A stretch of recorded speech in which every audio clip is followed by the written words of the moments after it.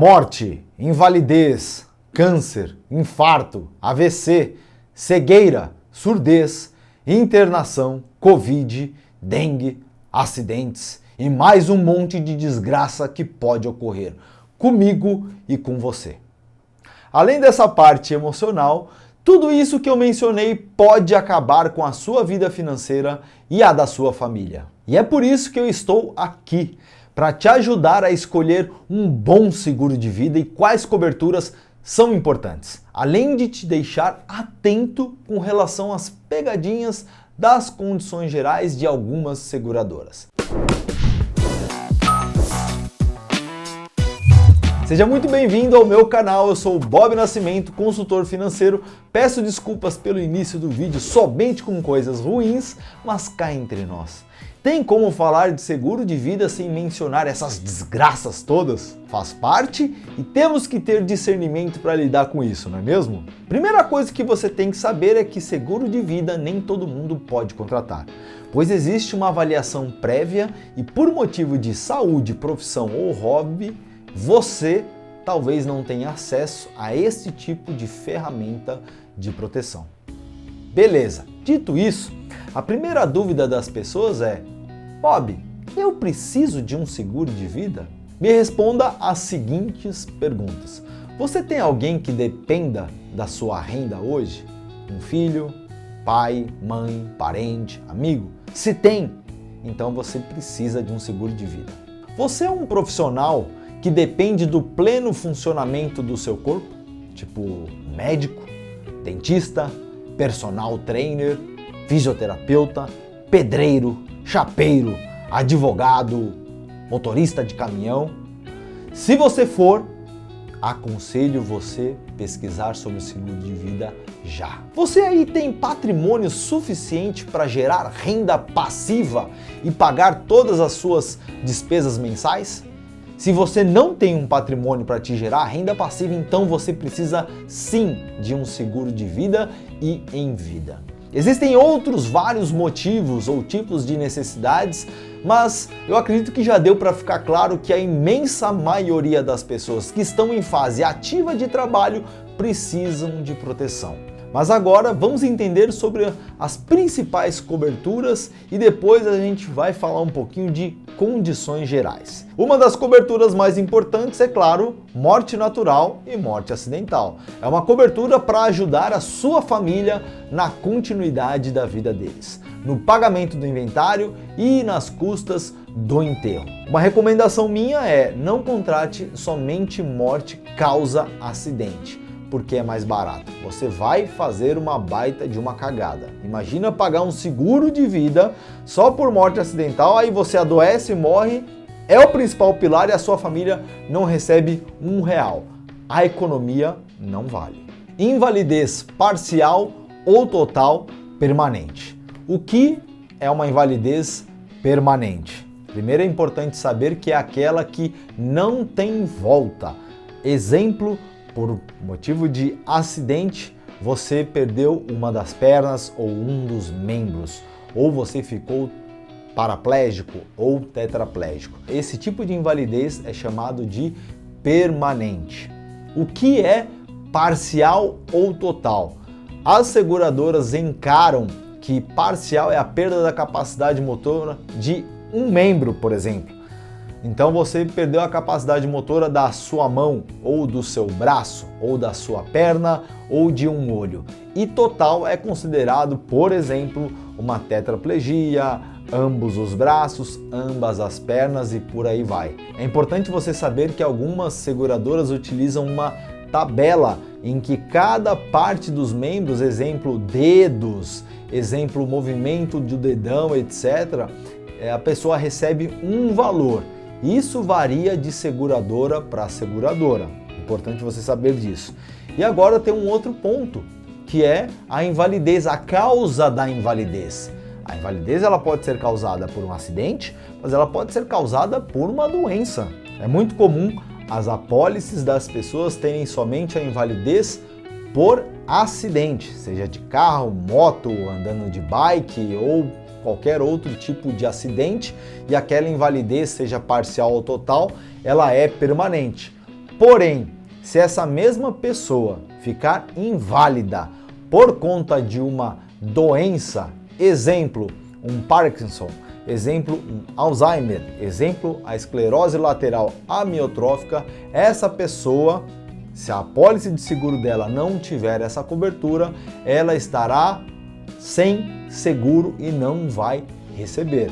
Então é importante você saber, você que já tem o seguro, visualizar a sua apólice e ver se faz sentido ter e quanto custa. Sobre valores, normalmente a invalidez acidental, o custo, 1 milhão de invalidez acidental é mais barato do que 1 milhão de invalidez por doença.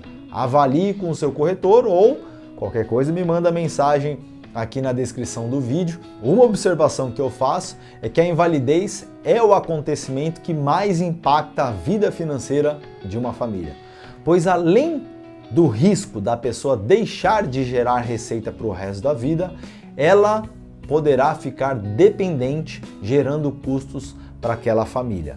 Claro que cada caso é um caso, mas essa é aquela que eu diria que é o pior acontecimento na vida de uma pessoa e de uma família quando nós estamos falando do âmbito financeiro. Chegamos na invalidez temporária. Aliás, será que faz sentido? Ou melhor dizendo, será que o DIT, que é aquela diária por incapacidade temporária, vale a pena? Se faz sentido?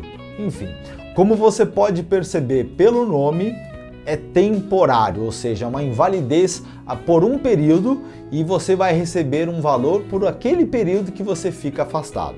A minha opinião sobre, se você não tem um puto guardado, faz sentido você se proteger com um DIT. Pois se você é dentista, quebra o braço e fica sem atender, você estará em maus lençóis. Concorda? Caso você vá contratar, se atente a quantos dias você precisará ficar afastado para começar a receber. Se eu não me engano, é franquia ou carência o nome disso, tá?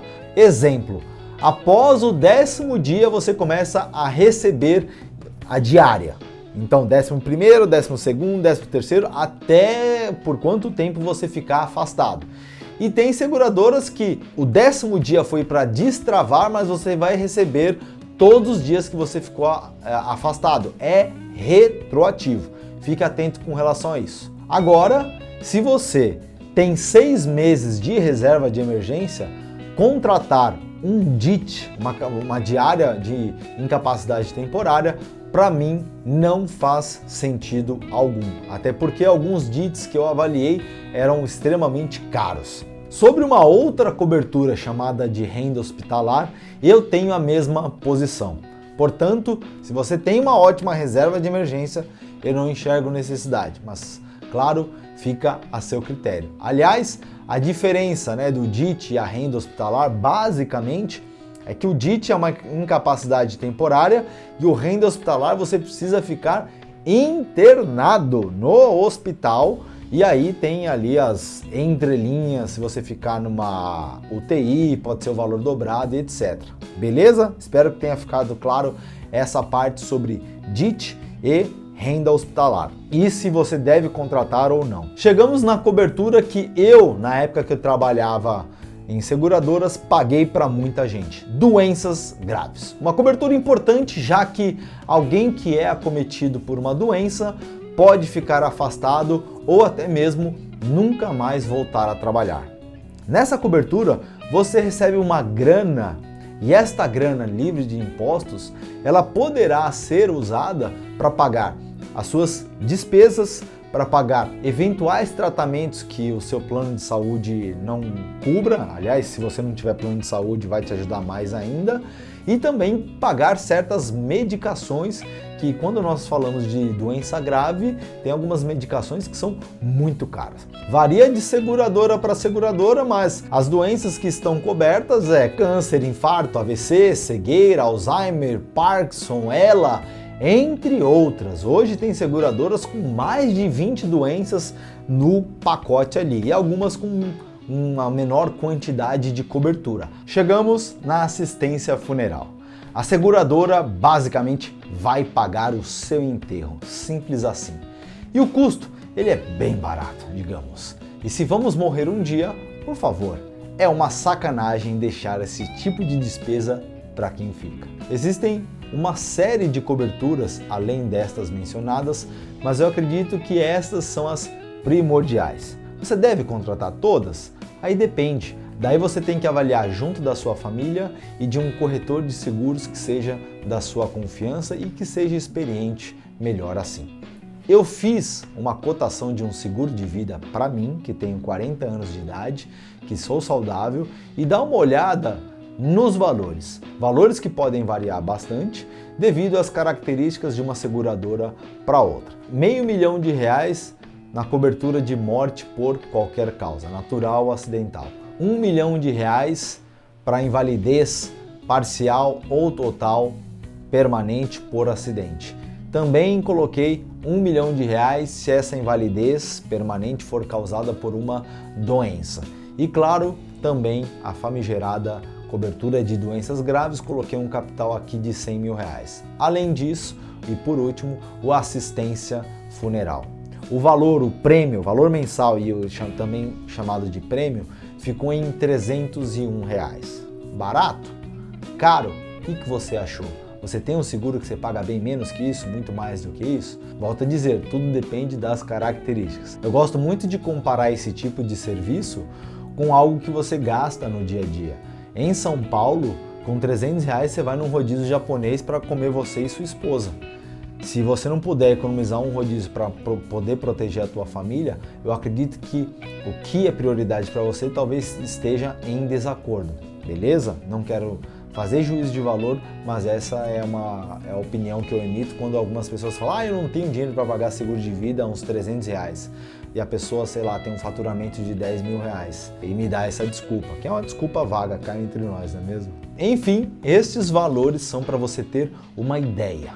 Mas quais observações eu destaco? A proteção tem que ser de acordo com a sua necessidade. Não adianta, por exemplo, eu ter um seguro de vida de R$100 mil por morte, se a minha despesa mensal é de R$20 mil por mês e minha esposa não trabalha e eu tenho um filho pequeno. Eu estarei subsegurado. Outro ponto importante é, o custo de um seguro, ele não pode passar de 8% da sua receita líquida. 8% é o máximo, tá? Ou você não vai aguentar pagar. E claro que você deseja saber se você deve contratar um seguro que forma resgate ou não. E daí eu deixo um vídeo sobre esse tipo de seguro na descrição do vídeo para que você possa tirar as suas próprias conclusões. O último ponto deste vídeo é sobre as observações que fazem muita diferença de uma seguradora para outra e que estão nas condições gerais, que nada mais é que o contrato das seguradoras. Primeiro, checar se tem reenquadramento etário. Isso é um divisor de águas. O que é o reenquadramento etário? É igual o que acontece com o plano de saúde. Quando você tem 20 anos é um valor, quando você tem 30 é outra faixa, 35 é outra faixa, 40 é outra faixa, 50 e 60. Saiba que existem seguradoras que têm reenquadramento etário e outras que não têm. Aquelas que não têm, eu entendo que no médio e longo prazo fará com que você pague um valor menor neste seguro de vida, principalmente se você contratar enquanto ainda é jovem, pois ela vai travar a tua idade, beleza? Segunda observação é checar se qualquer mudança na sua saúde, mesmo após ter sido aceito pela seguradora, se isso pode fazer com que você perca o seu seguro ou seja cobrado por um prêmio a mais naquele seguro já vigente. Entenda o seguinte, imagina você paga por 20 anos um seguro, tá ali com 50 anos e de repente, porque você se tornou diabético, você não pode mais dar continuidade àquela apólice. Complicado, você não acha? Outro ponto importante é checar se a seguradora é sólida e se ela é boa pagadora. Saiba que, em tese, após a documentação ser entregue, as seguradoras têm até 30 dias para pagar.